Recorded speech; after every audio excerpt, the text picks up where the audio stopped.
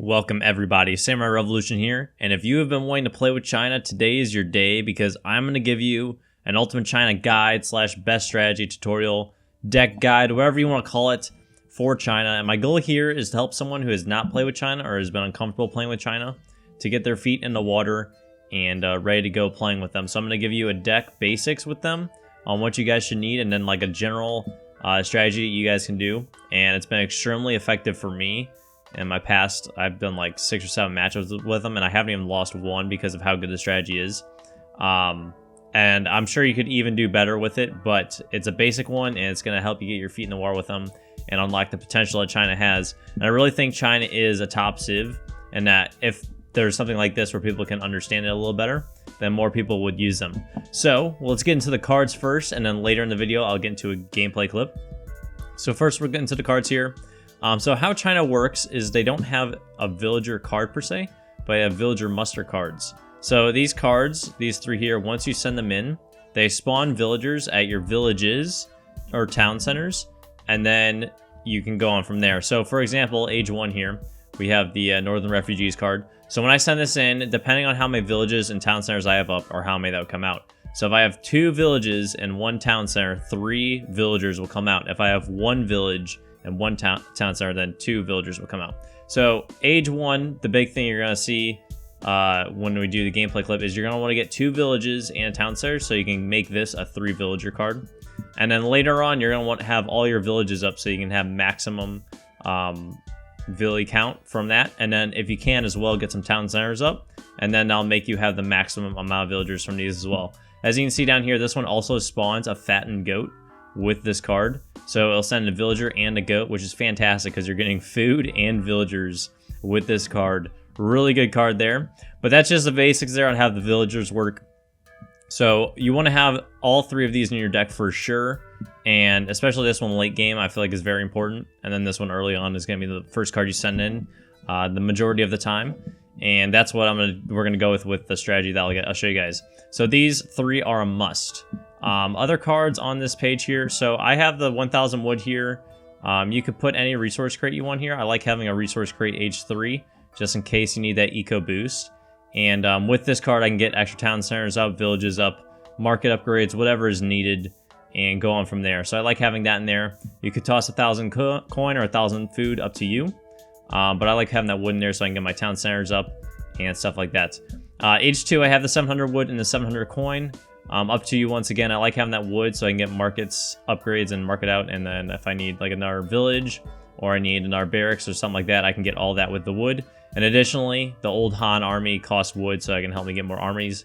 And then I like having the coin here so it can help me with the age up, or if I need to make the standard army, which I'll get into later what the armies are.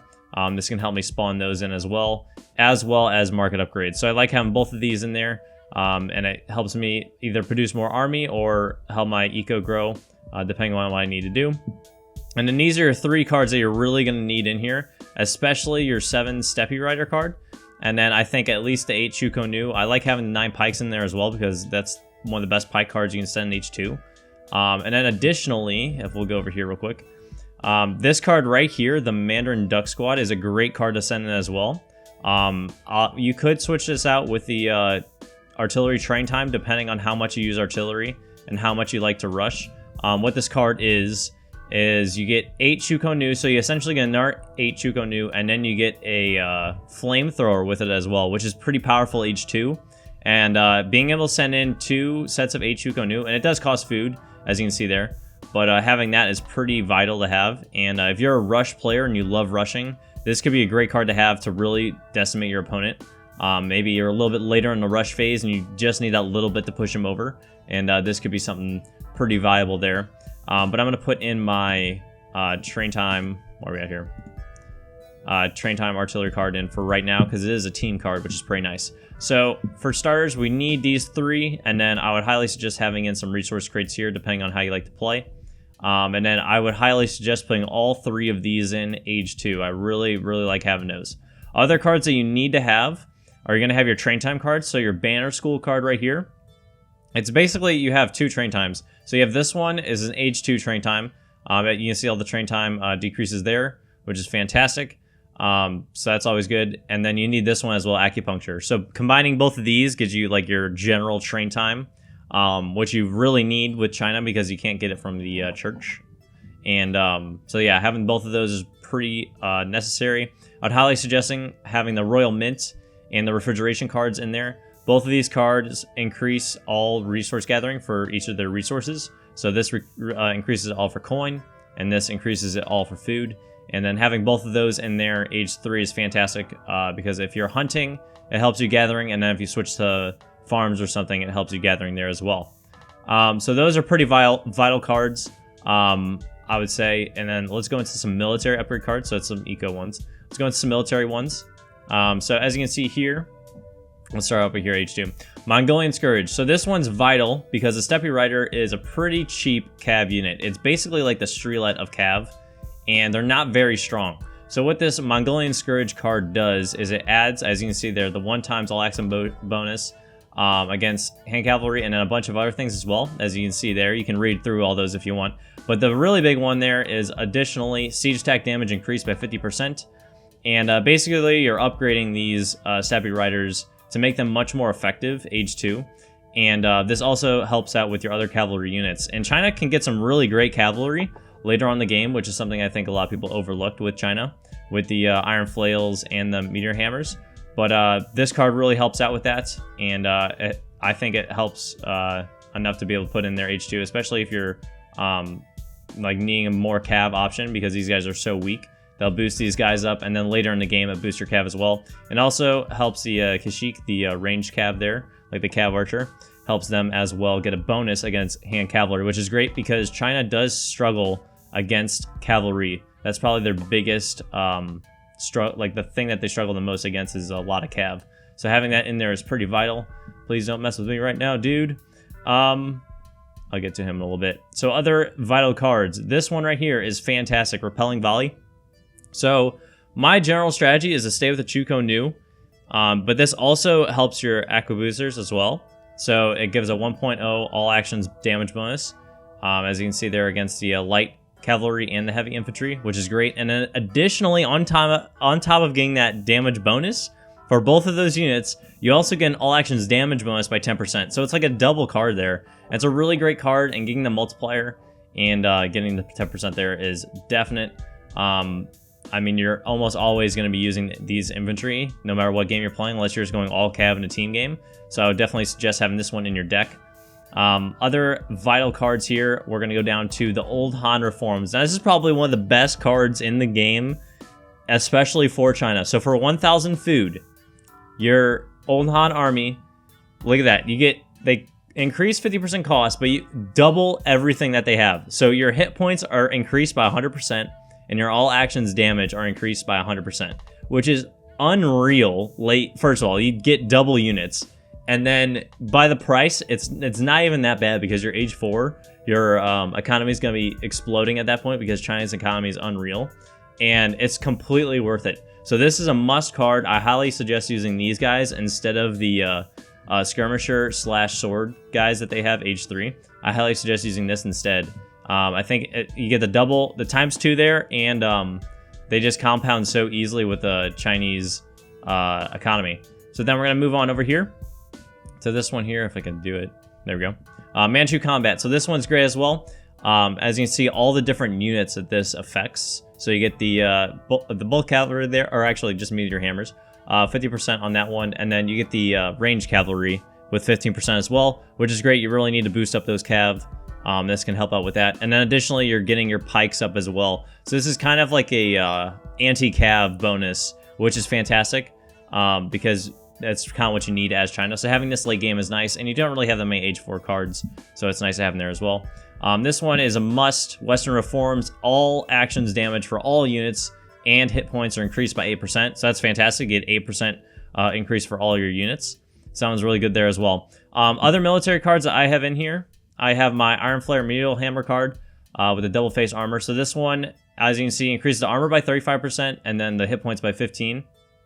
So that's great. I think these cav are really good, especially with their upgrades. So that's why I like having them in there, make them a little bit tougher. Have the Artillery Siege Combat card here. I like using this one because it does the actions damage and hit points. instead of just one or the other here. It is H3 and it makes more room for my H2 cards. So I like having that one in there. It's a great card. And then, let's see, other military cards. You can have some down here depending on how you like to play. So if you do want to go with the Skirm Sword combo, you can toss this card in there. It increases that for age 3. But I highly suggest staying with this and going with the Old Hunter forms. And then additionally, this one's decent too. If you like doing the standard army, age 2 in a rush, you could toss this card in there. It increases both of the Steppe and the Chukonu by 15%. So that's a pretty good card to have in there as well.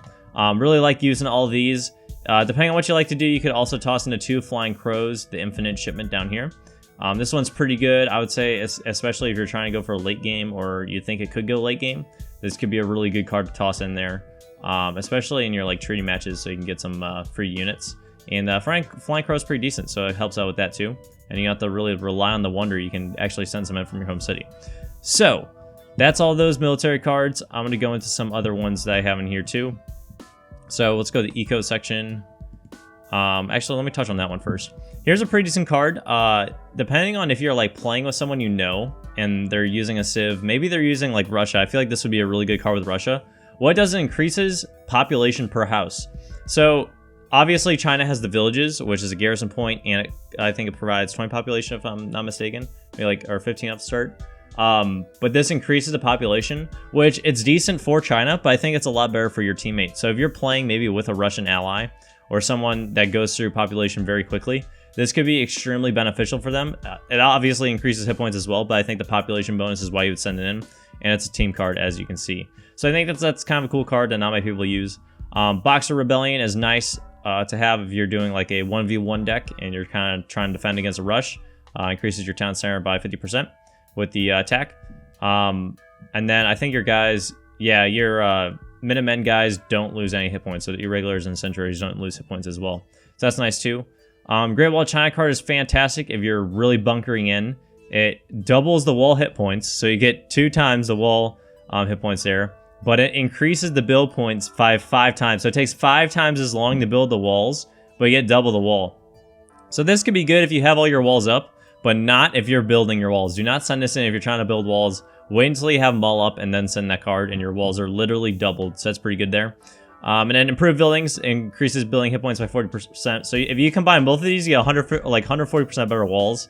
Pretty solid right there. So that's a really good combination to use.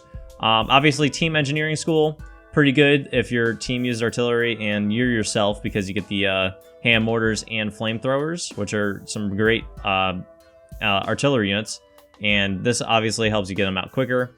I just think team cards in general are great to have in the deck. I know I just have one in here. This is my like all-purpose deck, if you could say that. So I have that card in there as well. I love having the 300 export with this diplomatic intrigue, and it makes your relations cheaper. So I like sending in my military cards and eco cards first, and if for some reason I have space to send in our card, I'll often send this in and then side with wherever I need to go. It makes the export cost for siding 25 instead of 100, which is great. And then you get 300 export, so you can immediately send something in, which is pretty nice. Because if you need maybe extra units, maybe you need a side like Brits or someone to get extra units or something like that, you can do that with this, and then it's pretty beneficial through that. So I like having that card in there as well. And then let's go down here. Eco cards, kind of went over it. I have the wood here instead of coin because I'm going for the old Han. So this is going to help me out with that wood income. I have the coin one in here too because this is just in case, and it helps all coin gathering. And you're going to be getting coin at some point. So I think it's pretty beneficial to have that in there no matter what. But I chose to get the exotic hardwoods in there to help my wood production. And additionally, I have the food silos in here. Helps with that food production. And it's an age 1 card, so it doesn't take up much room in the deck. And it's nice to send in if I've sent everything else in that I really need, just to get that little bit of bonus. I don't have anything for the merchants or anything like that. The other card that I do need to talk about is this one right here. Where is that one at? It's right here. So this is an interesting card. It's a Sega herd, and it spawns out 4 of these animals at each of your town centers and villages. So it's kind of like the villager card, but it spawns out animals, and this basically gives you more hunts, which is fantastic because if you're in age 3, which sometimes you are, and you need to transition to rice paddies and stuff, but you don't want to make that investment, this could easily buy you another 5 to maybe even 8 minutes of getting huntables, and then you can go on from there and really maybe just get that final blow in your enemy, or it'll buy you more time to transition your economy and make you not have like a scarcity in food. So I think that's a pretty good card to have in there as well. It's a nice hunt grabbing. It is unfortunate it is H3 instead of H2. If that was H2, it'd be an incredible card. But H3, it is still nice. So I like having that one in there too. I think that's all I got for the cards. Let's go through here and double check everything. Yeah, so I mean, this is the deck that I would use. I think it's really well balanced. You can use in team games. You can use in 1v1s. You could almost switch to any direction really with it. These cards early on makes it devastating for the rush.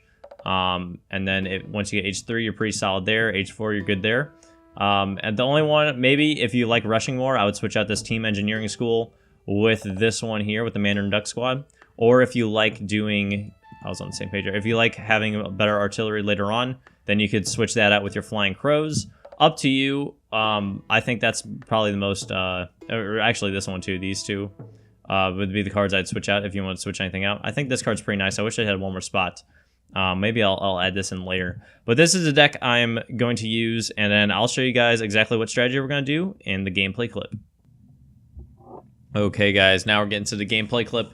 So we had a 1v1 here on the Painted Desert, and we're going to execute this. So first, I'm playing against a Sioux. So take into account what kind of civ you're playing. If you're playing a civilization that is more cav-based, you're going to want to go with the Old Han Army. But if you're playing with a civ that is more infantry-based, then you're probably going to go with the Standard Army.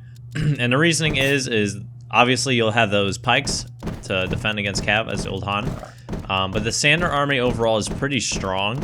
So you're going to want to do your best to get that one out as much as possible. I think it's probably as strong as you can get. The only thing is your siege is lacking a little bit. But you can send those 9 pikes, and then additionally you can send that Mongolian Scourge to help upgrade your guys. So that'll be pretty good there as well. So we're getting to the gameplay clip. What you're going to want to do off the very start is get 3 of your villagers onto your hunt. And then you're going to put the rest directly on food to around your town center, and then get your wood after that. Immediately queue your first vill. And then after that, put your 3 villagers that were on the gathering the crates. You want those on the wood, and then you keep the other ones on food. And then you want to put 4 villies on food, and then the rest of them that spawn in, you want to put them on wood until you get an extra 200 wood. So you're going to start off with 300 wood, and your goal is to get 200 wood total. So you're going to spend 200 of that on your first village, and you're going to need 100 more to get your second village. So then you keep spawning villagers on that wood. Obviously, if you can gather wood treasures and get those resources from there, that'd be the most effective way to get this up as quick as possible. And then as soon as you get that 200 wood, you're going to transition all your villagers over to the food. So this is how you get the 3 villagers sent in from that first villi card, and it's the best way you can do it, really. So it's not too hard. It kind of takes a little bit getting used to, but once you do get used to it, it's pretty easy, and your mind doesn't really think about it too much after you go through it like 4 or 5 times. So you want to do that, and it's great also to put your villages in good locations. So as you can see here, I'm putting them both around herds, which is fantastic because it's a great garrison point. I also recommend putting them around what would you call it, your coin mines and trees and stuff like that. Wherever you're going to know you're going to get resource gathering, I put them around there. Later on in the game, they're great to put around further out locations, if you can do that, just because it's an easy garrison point. But you don't need to force it. Just do what you're most comfortable with. But it is a nice option to have as China, especially because you go through food pretty quickly with how fast their eco grows. And as you'll see later, I'll kind of toss them out on the left side there to get my eco going. But yeah, so took out that cougar there, and we're just going with the regular age up now, getting as many villies as possible. We're going for 16 to 17. I think I go for 17 in this one. You can go for 16 if you want a little bit faster of an age up, depending on what you want to do. So we're getting that done, and just trying to get some good herding in too. You always want to get those herds pointed as early as possible. You at least need 1 herd. If you can do 2, it's fantastic. And I think I saw that second herd to the right that also has deer was moving towards my base, so I wasn't messing with it. I was just kind of letting it naturally move towards my base. But yeah, so we're playing with Sioux here, and as I said, I want the Old Han Army. I suggest if you're playing civs like Japan or maybe like, what would you say, Ottomans or civs like that where they have a lot of infantry, then you would want to go with the with the standard army, not the old Han army. And the standard army costs coin and food instead of wood and food, so that'll affect your what you're gonna do immediately once you age. So we'll discuss that too once we get there. But just kind of making you're aware of your opponent on who you're playing, and kind of going from there. Don't necessarily say I'm gonna do this one strategy no matter what. Think about it and put in the right strategy for the right opponent. And then something you can switch to, like if you start using the old Han army and then you're like, he's not using any cav, let me toss out the standard army, then go ahead. I think I do a little bit of that here because he is Su, and I'm immediately thinking that, hey, he's gonna do cavalry, so I've tossed people on the old Han, and then I see he's not making cav, he's making infantry, so then I switch it over. So it's very effective to be able to transition like that, and China's ease of getting cavalry as well with the what do they call it, the academy, the war academy, instead of having to make a stable, is very nice indeed. So we're getting the age up here. As you can see, I have 7 on food and 6 on wood. Just trying to get as much of that as possible so I can easily get the war academy up once we age. And then additionally, I'm making the old Han, so I'm not afraid to get a little bit of extra wood in that transition as well. Putting villagers, I spawn in on the food, because we're going to need a lot of food, and you can spawn villagers in the transition, which is one of the great perks about these Asian civs. Great perk with China here. And yeah, so we're just doing it nice and easy. I'm saving my first shipment for a military card. Going in, I'm going to use the Steppe Rider, because I think it's a pretty solid card. It wasn't really used in the full effect here, because the Su player aged up very quickly. But it did work out in the end, as you guys will see. Depending on what you want to do, you could toss out pikes, you could toss out Chuko Nu. It's up to you. I would probably do the cav and try to raid, but if you know that he's up and maybe you need to get those Chuko Nu out for some solid defense, or maybe you know he has cav, you can toss out the pikes. Completely up to you, and that's why you got all 3 of those options in your deck. So, yep, so we age up here, immediately tossing out the Steppe, and we're going to go right here and build that. I did not scout out where his like warhead was, and I was really confused. I was like, alright, where is he building this thing at? I'm trying to find it right now with the Disciple. Like, where possibly is he putting this thing? And as we're going to see very shortly, it's going to be directly next to my, look at that, right next to my war academy. The warhead is right there, and I'm like, oh my goodness, this is the worst case scenario right now. My thing isn't even up. He could send out a shipment right now and just take out my Villi. But very luckily, that was not the case. I probably should have done the 16 instead of 17 Vil age up versus Su. I would say from now on, I would do the 16 Vil age up versus civs that rush pretty hard. But immediately got the cav out here, and I'm going straight over to press and put on some pressure. And then additionally spawning in the armies there. So I just want to talk about the wonder real quick from the age up. I didn't talk about that. So you want to do the, I forget the name of the wonder that I picked, but you want to do that one at top right, because it gives you 400 food once you age up, and then additionally you make free army units. So you can make a standard army or an old Han army, whatever you want, you get to pick, and it's free, it's time-based, and I think it's fantastic. If you're doing the old Han army, you can get standard army, cavalry and stuff, without having to get coin, which is great. You can keep your abilities focused on the wood. But yeah, as you see here, really tight little battle going on here. It's taking me a minute to get going, and I'm getting all these guys out. I'm trying to get rid of these cav. The CA spawns in some bow units there, so we focus fire on them, trying to get that cav taken out. And this is just kind of the beginning here. It does take a little bit to get going, especially since I chose the 17 bills, but our eco is going to be fantastic, and once I send in my military cards, I'm going to be very solid as well. So just trying to get all sorted right now and defend this. I'm trying to get guys out and not lose my War Academy. We're going to get enough defense here to get him knocked back a little bit, but he does have a lot of stuff going on. So that's the goal, is to just kind of scare him a little bit. If I was him, I would have definitely pressed right now and taken down that War Academy as early as possible. He is going to get it a little bit from now, but it's not going to cause me too many problems because my eco is going to be in full throttle. So right now I got a lot of people on wood. I'm kind of thinking I might need to be able to transition here. So we got to get in our house up as well, which is something that you're kind of like Russia, you know, where you have to go through the houses very quickly. It was something I had to do with China, is get a lot of houses out, and, or I guess villages is what you say. But, yeah, you gotta be wary of that. You need to have a lot of people on wood. Even if you're doing the standard army, you need to have some people on wood so you can get the houses. But it's up to you on how exactly you want to do it. As you can see there, he's gonna take it down. And at this point, I was like, all right, I'm under some pressure here, but I feel like I have a decent army. And I have sending in the Chuko Nu as well, which are fantastic. Those cards saving the day as China there, and we're getting up the War Academy right there. So right now, it's pretty much stalemate. As you can see with the score, we're high up there because of how good China's eco is getting going. And then unit-wise, we got some pretty solid units early on. The Chuko Nu are amazing H2 unit, probably one of the better that you can get. And reasons I say that is because you get a mass of them so quickly depending on what armies you make. So even if you make the standard or the old Han, your pikes or your cav is going to get attacked in the battle, and then what you're going to have left over is a ton of Chuko Nu. They just do an amazing job. I love them a lot, and I highly recommend giving them some shots, or giving them a shot. And especially with the old Han reforms age 4, so that's pretty good card set as well. So right now, just massing the army. I know how good China's eco is, which is one of the great things about China, is that their eco is fantastic, so you can kind of sit back and rely on it. I wouldn't do it too much if you're playing maybe like a Japan or a Brit or something like that. You gotta be a little weary of that. But it is something I know against the Sioux. Sioux has pretty weak eco, so we're gonna be able to hold this off. So I'm just gonna go toe-to-toe right here with the Chuko Nu. I think I have enough of them, and I want to just hold them off here. I don't want them to come into my base or anything. So we're just gonna take some shots there, make sure he backs off a little bit, which he does. And then we need to get our houses out. So that's another thing you're gonna see with this is how many houses I'm gonna have to get out. And then I decided to build it over here, which it was an interesting decision. I wanted to get the garrison point because I saw my hunts were running low.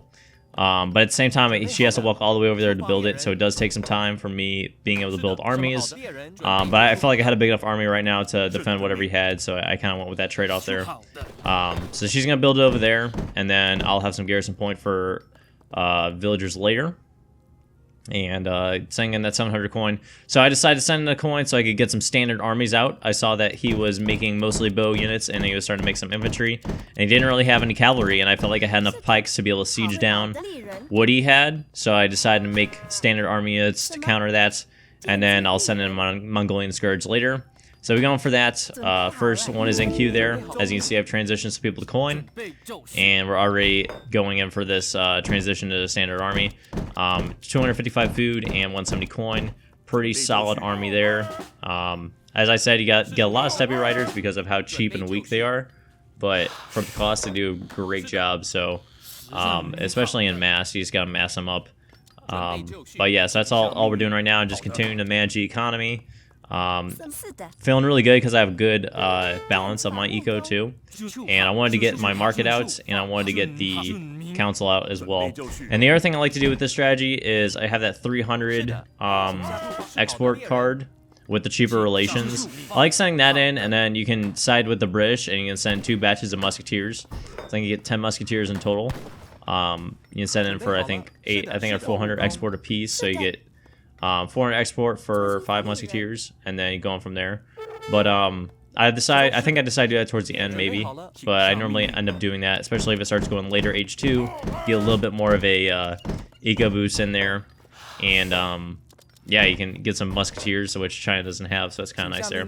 So just massing army right now. I'm not really scared of him going in for attack. I know I can defend it, and at the same time, I'm just kind of waiting to like get enough cavalry to take out those bows. That was kind of my biggest concern about going in for an attack right now.